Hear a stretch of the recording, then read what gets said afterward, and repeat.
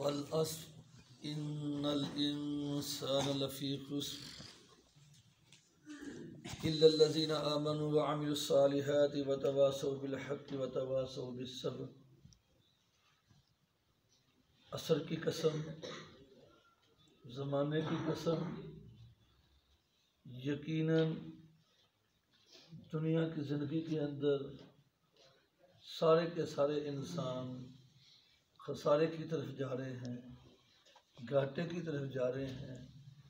الا الذین آمنوا وعملوا الصالحات، سوائے ایمان والوں کے اور جو عمل صالح کرنے والے ہیں۔ وتواصوا بالحق، اور ایک دوسرے کو حق بات کی تلقین کرنے والے ہیں۔ وتواصوا بالصبر، اور ایک دوسرے کو صبر کی تلقین یعنی نصیحت کرنے والے۔ اس چھوٹی سی صورت کے اندر اللہ رب العالمین نے بڑے تقیداً سے مراد یقیناً کے معنی میں قسم اٹھا کر کہا۔ پھر قسم کے بعد جو انا کسی بات کے اندر زور دینا ہو نا، تاکید کرنی ہو، ایسے کہ میں بیٹھا ہوں، یقیناً میں بیٹھا ہوں، اس میں فرق ہے۔ پھر اس سے پہلے قسم بھی ہے۔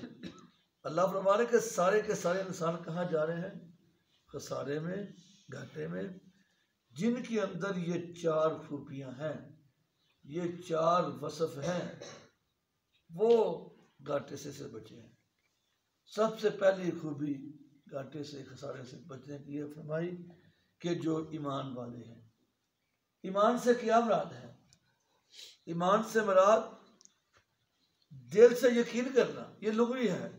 اصطلاحی معنی اللہ پر، اس کے رسولوں پر، آخرت پر، اللہ کی کتابوں پر اور تقدیر پر، فرشتوں پر۔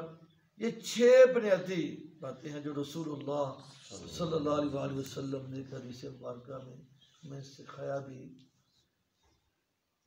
اور اس کا ذکر قرآن مجید کے اندر بڑی تفصیل کے ساتھ آتا ہے۔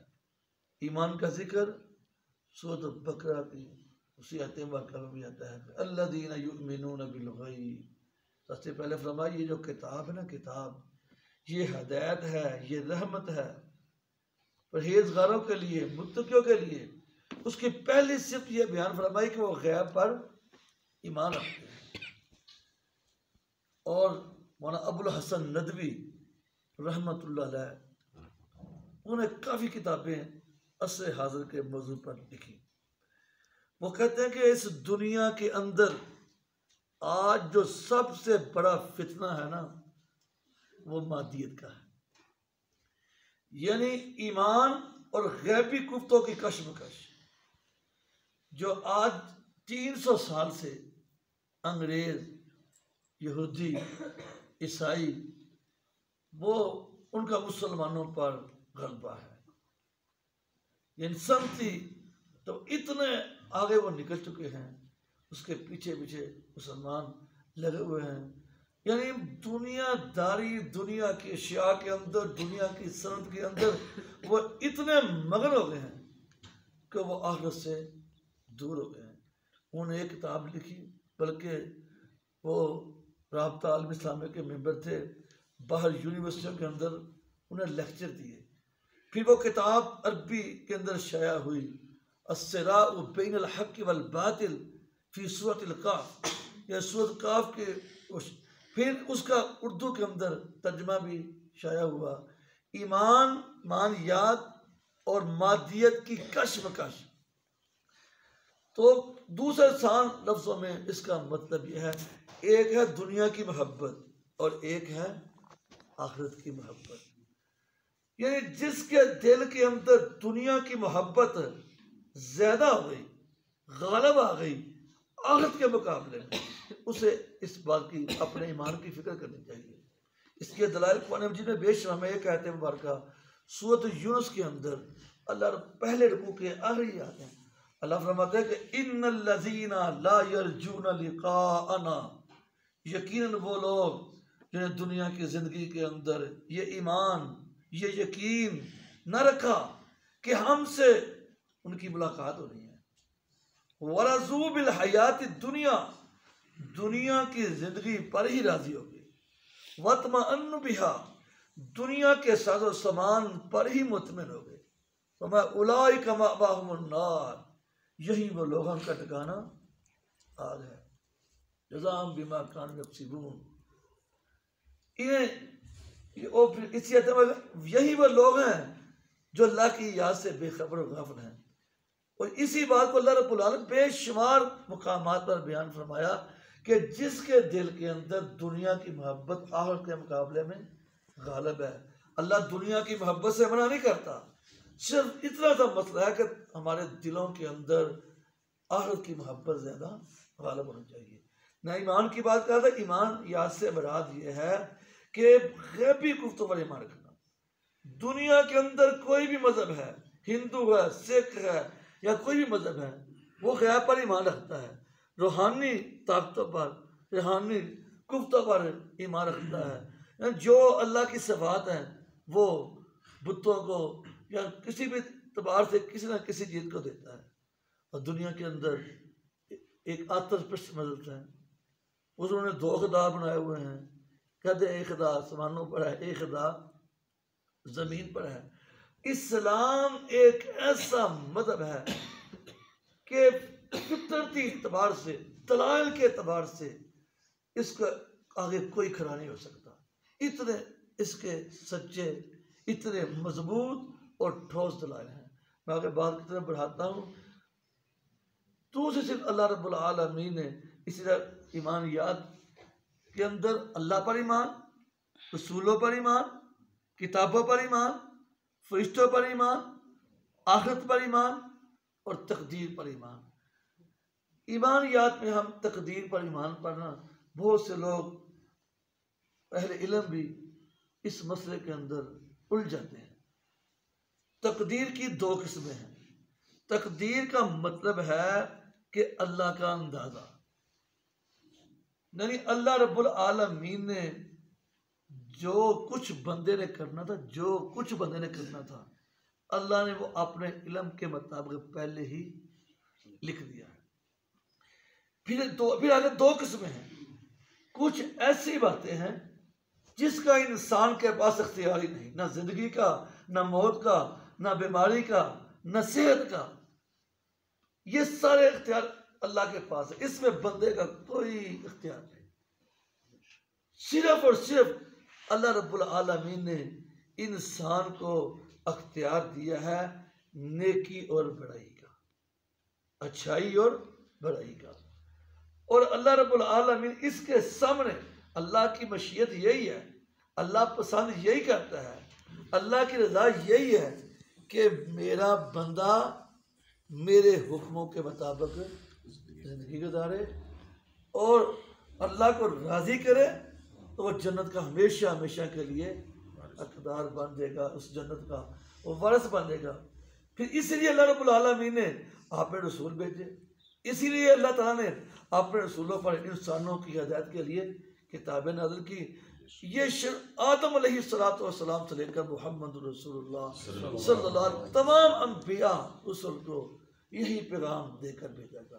جب آدم علیہ السلام کو جنت سے نکالا گیا، اللہ سے رو کر گر گرا کر توبہ کی، معافی مانگی، تو اللہ رب العالمین نے فرمایا آدم فَإِمَّا يَأْتِيَنَّكُم مِّنِّي هُدًى فَمَن تَبِعَ هُدَايَ فَلَا خَوْفٌ عَلَيْهِمْ وَلَا هُمْ يَحْزَنُونَ، تمہارے پاس میری طرف سے ہدایت آئے گی، جو اس ہدایت کی پیروی کرے گا اس پر کسی قسم کا کوئی خوف اور غم نہیں ہوگا۔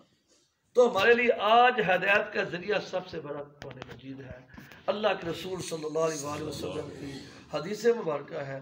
یعنی ساری باتوں کا خلاصہ یہ ہے، ہمیں سب سے زیادہ پہلے ایمانیات کو سیکھنا ہے، اس کے متعلق قرآن و حدیث کی روشنی میں جاننا چاہیے، اس کے لیے کچھ وقت نکالنا چاہیے، علماء کے پاس بیٹھنا چاہیے، یہ باتیں سیکھنی چاہیے۔ اور جو میں نے آیت مبارکہ شروع میں تلاوت کی، سب سے پہلا حکم دیا کہ جو ایمان والا ہے، الذین یؤمنون بالغیب، جو ایمان غیب پر رکھتا ہے، ان جنت کو دیکھا نہیں، دوزخ کو دیکھا نہیں، فرشتوں کو دیکھا نہیں، اللہ کو دیکھا نہیں، اس کی بڑی فضیلت ہے، اس کا بڑا مقام ہے۔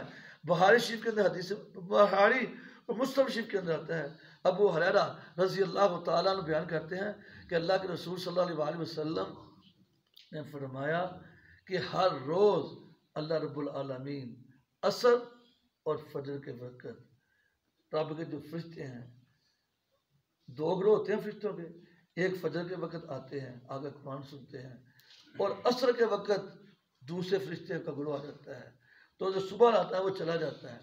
تو یہ جب دنیا سے ہو کر اللہ کے پاس واپس جاتے ہیں تو اللہ رب العالمین اپنے فرشتوں سے پوچھتا ہے، اے میرے فرشتوں، تم دنیا کے اندر میرے بندوں کو دیکھنے کے لیے، ان کا دیکھنے کے لیے، ان کو چیک کرنے کے لیے گئے تھے، تو تم میرے بندوں کو کیسے پایا؟ میرے بندے کیا کر رہے تھے؟ فرشتے عرض کریں گے، یا رب العالمین، تیرے بندے غیب پر ایمان پر رکھا ہوا ہے اور تجھ سے جنت کا سوال کر رہے تھے۔ اللہ فرمائیں گے، اے میرے فرشتوں، میرے بندوں نے مجھے دیکھا ہے؟ کہ اللہ نہیں۔ اللہ پھر پوچھیں گے، اے میرے فرشتوں، میرے بندوں نے جنت کو دیکھا ہے؟ وہ مجھ سے جنت مانگ رہے ہیں۔ فرشتے کہتے ہیں نہیں۔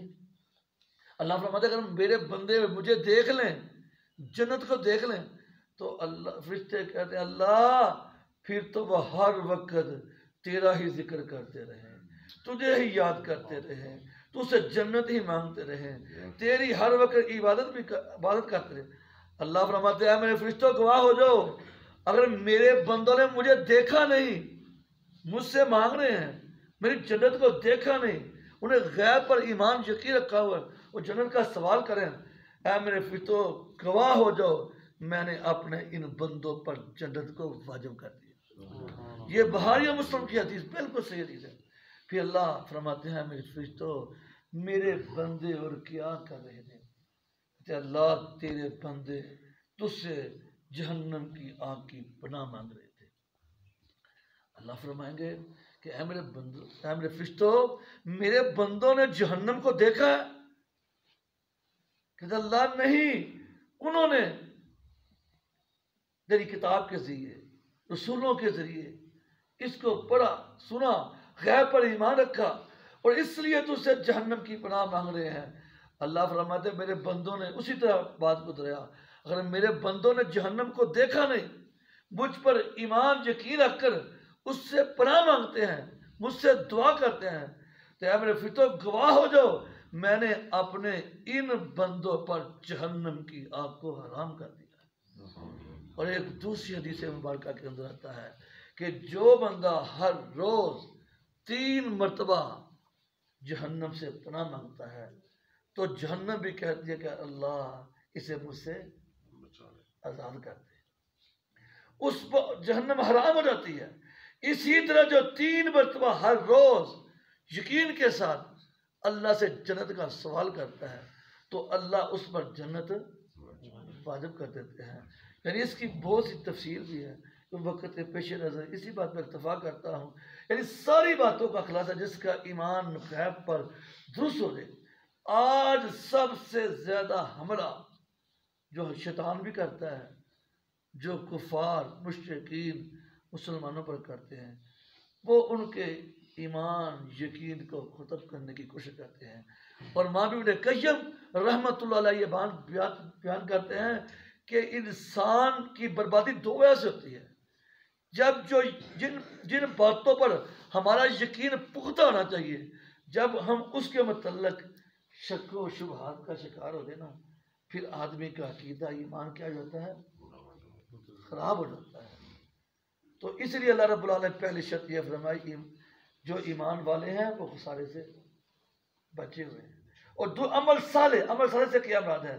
یعنی قرآن و سنت کے مطابق عمل، نیک عمل، اچھے عمل، نماز، اس میں جو بھی قرآن مجید نے بیان کیے، جو بھی اللہ کے رسول صلی اللہ علیہ وسلم نے بیان کیے حدیث مبارکہ کے اندر۔ اگر بتواصوا بالحق، حق سے کیا مراد ہے؟